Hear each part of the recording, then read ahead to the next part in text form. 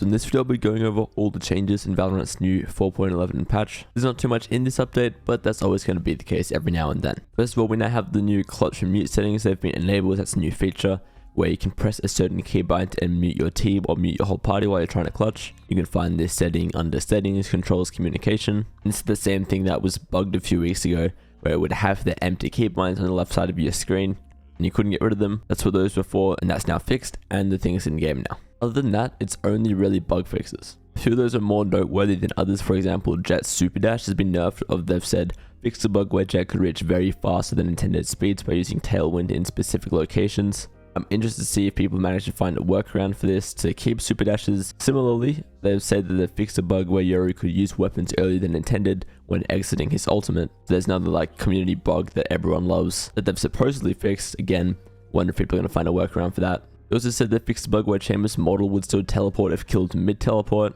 which happens occasionally. So this should give you a bit more clarity about whether you actually should have teleported or not, because otherwise it would look like you teleported when really you wouldn't have anyway. And this one's interesting. They said they fixed Sova's trick shot voice over line so that it plays when he kills an enemy with a 1 or 2 bounce shock bolt. Because there used to be this thing where you'd shoot a shock dart, and if you broke an enemy trap with 2 bounces, it would play the voice line. This is very, very good for gathering information and knowing when you've broken a chamber trap. But it turns out this wasn't actually intentional, and it provided information that wasn't readily available to Sova or his team through any other means. So that has now been removed. Otherwise, everything else is just your stock standard bug fixes. Sky had some unintended poses.